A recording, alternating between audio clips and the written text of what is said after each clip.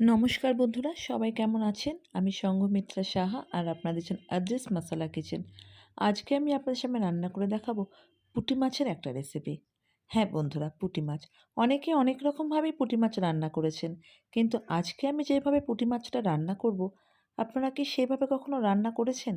যদি না করেন তাহলে একবার এইভাবে পুঁটি মাছ রান্না করে দেখুন। ভাত কিন্তু দুটো বেশিই খেতে হবে।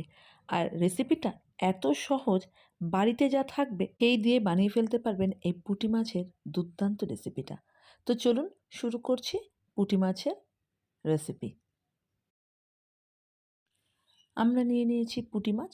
পুঁটি মাছটাকে ভালোভাবে পরিষ্কার করে জল ঝরিয়ে রেখে এইবারে আমরা নুন হলুদ মেখে রেখে দেবো খানিকক্ষণ সময়ের জন্য।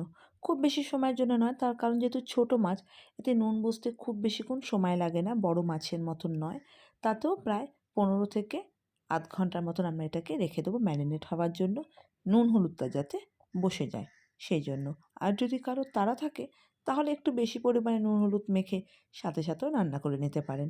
তো আমরা এখানে পুঁটি মাছের সাথে নুন হলুদ মেখে রেখে দেবো একটু সময়ের জন্য। নুন হলুদ মাখা হয়ে গেছে, এবারে আমরা এটাকে ঢেকে রেখে দিচ্ছি খানিকক্ষণ সময়ের জন্য। তারপরে আমরা এটাকে রান্না করব। তো আমাদের আধ ঘন্টার মতো আমরা রেখেছিলাম নুন হলুদটা যাতে বসে যায়, আগেই বলেছি।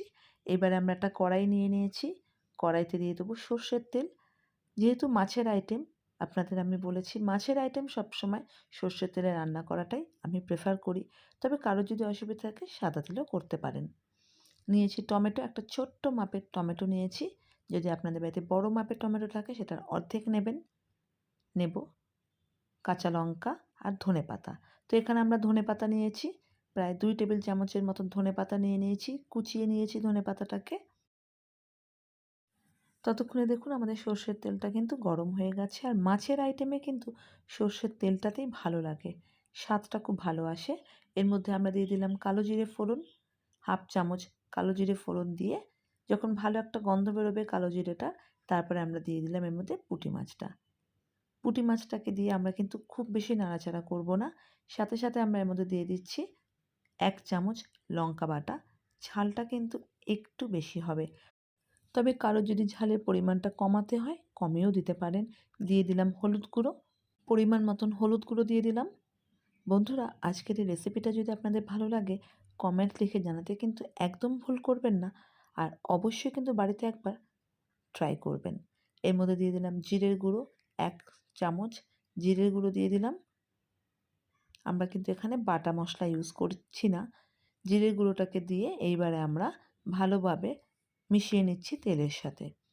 এটা কিন্তু আমরা কষাবোও না আর ভাজাও করব না মাছটাকে। জাস্ট মশলাটা সব মশলার সাথে মাছটা যাতে মিশে যায় সেই জন্য আমরা এটাকে খুন্তির সাহায্যে একটু নেড়েচেড়ে নিচ্ছি। আপনারা অবশ্যই বাড়িতে এটাকে ট্রাই করে তারপরেই কিন্তু আমাকে কমেন্টস লিখে জানাবেন কার কীরকম লাগলো। এবারে দিয়ে দিচ্ছি টমেটো কুচিটা। টমেটো কুচিটাকে দিয়ে এইবার আমরা দিয়ে দেবো ধনেপাতা কুচি। আপনারা চাইলে কিন্তু গোটা কাঁচা লঙ্কা এর মধ্যে দিয়ে দিতে পারেন, যখন খাবেন তখন লঙ্কাটা ডলে নিয়ে খাবেন। তো এই ধনেপাতা আর টমেটোটাকে দিয়ে এইবারে আমরা পরিমাণ মতন জল দিলাম, খুব বেশি জল নয়, জাস্ট মাছটা একটু ডুবে যাবে ততটুকুই। জলের পরিমাণটা ততটা দিলে কি হবে, মাছটা ভালোভাবে সেদ্ধ হয়ে যাবে। তো এবার জলটাকে দিয়ে আমরা গ্যাসের আঁচটাকে কিন্তু হাই করে দিয়ে আমরা ভালোভাবে ধনেপাতা টমেটোটা যাতে পুরো মিশে যায় সেইভাবে আমরা একটু হালকা করে নেড়ে চেড়ে নিচ্ছি। এই রেসিপিটা কিন্তু ভীষণই কম সময়ে তৈরি হয়ে যায়, শুধু মাছটা বাজার থেকে আনতে হবে। আর সব উপকরণই আমার মনে হয় সবার বাড়িতেই মজুদ থাকে। যদি চটজলদি কেউ বাড়িতে চলে আসে কিংবা নিজেদের জন্য অনায়াসে রেসিপিটা তৈরি করতে পারেন, খেতে কিন্তু আবারও বলছি দুর্দান্ত হয়। তো দেখুন কথা বলতে বলতে ঝোলটা ফুটতে শুরু করেছে। এইবারে আমরা গ্যাসের আঁচ একদম কম করে দেবো, দিয়ে ঢেকে রাখবো। তার আগে আমরা দিয়ে দিলাম এর মধ্যে বেশ খানিকটা কাঁচা সর্ষের তেল। আর এই কাঁচা সর্ষের তেলটা কিন্তু অবশ্যই ব্যবহার করবেন, এতে এই পুঁটি মাছের টেস্টটা অনেকটা বেড়ে যাবে। তো কাঁচা সর্ষের তেলটা কিন্তু একদমই ব্যবহার করতে হবে। এবারে যখন ভালো করে ফুটতে শুরু করবে তখন আমরা অল্প পরিমাণ দিয়ে দিলাম নুন, কারণ মাছে যেহেতু আমরা একটু নুন মেখেছিলাম। আর পুঁটি মাছ আর এটা যেহেতু গা মাখা ঝোল হবে, ঝোলটা টানবে, মাছের ভেতরে নুনের পরিমাণটা বেড়ে যাবে। তাই জন্য আমরা খুব সামান্য নুন দিলাম। এইবারে আমরা এটাকে ঢেকে রেখে দেবো 10 থেকে 15 মিনিটের জন্য।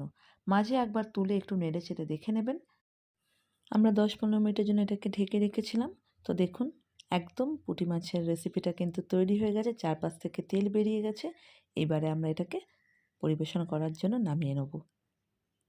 তো আমরা গ্যাসের আঁচটাকে বন্ধ করে দিলাম, দিয়ে এবার পরিবেশন করব।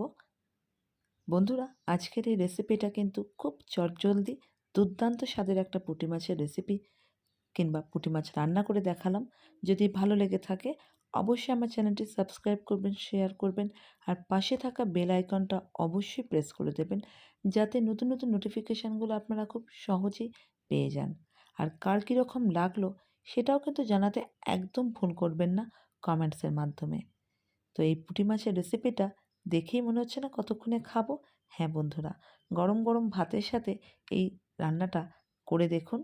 কথা দিলাম একবার খেলে বারবার খেতে ইচ্ছা করবে। খেতেও দুর্দান্ত আর রান্না করাটা খুব সহজ। যারা নতুন রান্না করছে তারাও কিন্তু অতি সহজে রান্নাটা করে ফেলতে পারবে। সবাই ভালো থাকবেন, সুস্থ থাকবেন। আবারও দেখা হবে নতুন কোনো রেসিপির সাথে। নমস্কার।